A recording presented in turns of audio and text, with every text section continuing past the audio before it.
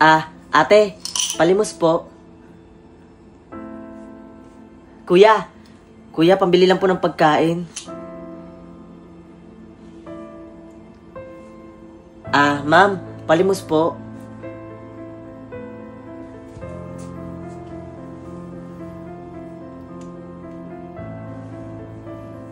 Kuya, pwede po ba makahingi ng pera? Pabili lang po ng pagkain. Wala. Kuya, kahit tinapay na lang po. Sabi nang wala, di ba? Ano ka ba? Bingi? Kuya, gutom na po kasi ako eh. Kanina pa po kasi ako hindi kumakain. O anong pakialam ko? Huwag mo ko istorbohin ha. Bad trip ako ngayon. Baka mamaya ano pa magawa ko sa'yo. Kuya, sige na po. Gutom na po kasi ako eh. Kahit pangkain lang po. Ang kulit-kulit mo talaga eh, no? Di ba sinabi ko sa'yo, wala akong pera, ha? Mahirap pa intindihin yun? Tanga ka ba? Kanina ko pa sinasabi sa'yo na wala akong maibibigay. O ayan, nasaktan ka patuloy. Ang hirap mo kasing umintindi. Palibhasa, mga hampas lupa. Mawalang galang lang po, sir, ha? Kung wala po kayong balak tulungan yung tao, huwag niyo naman po saktan. At sino ka naman para pagsabihan ako ng ganyan? Pakialamero ka. Kasi kung kayo ang nasa kalagayan niya, papayag ba kayo na ganyanin kayo ng mga tao? Di ba hindi? Kung hindi niyo po siya tutulungan, huwag niyo naman pong pagsabihan ng mga masasakit na salita o saktan man lang. Oo, magkaiba kayo ng sitwasyon sa buhay. Pero sana man lang, sir, maisip niyo, nakatulad niyo rin po yung kausap niyo. Tao rin po yan, nasasaktan rin po tulad niyo. Hindi porket ganyan yung posisyon niya sa buhay, mamaliitin niyo na. Kaya please lang, sir, kung wala po kayong maitutulong, mas mabuti pang umalis na lang kayo.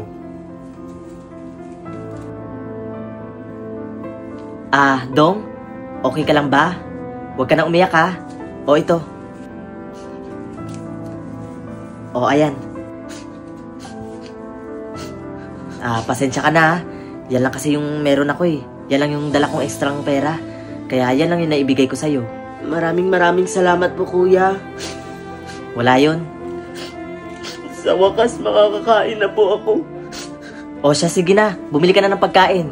Baka magkasakit ka pa niyan. Maraming salamat po.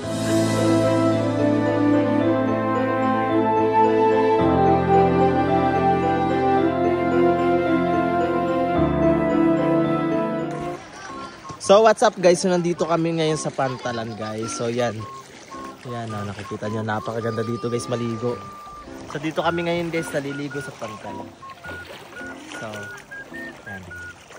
Napakaganda kasi maligo ngayon kasi kasi mainit. Para, di ba? Summer na kasi ngayon. Napakita kasi yun. Napakaganda dito guys. Kung pupunta kayo dito sa summer, maligo na kayo. Napakaganda. Promise. Dito lang yan sa may Paninirungan San Roque, Pantalan. Hanapin nyo lang yan. So, napakaganda. Super ganda. Yan. Ito na ate.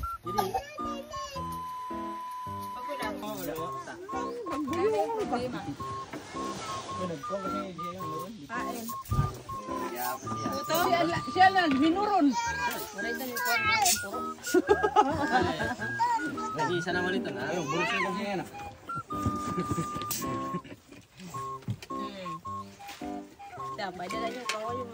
Kamu yung pangaan, pamaulikit. Ano sa plate eh. Baka kapatas.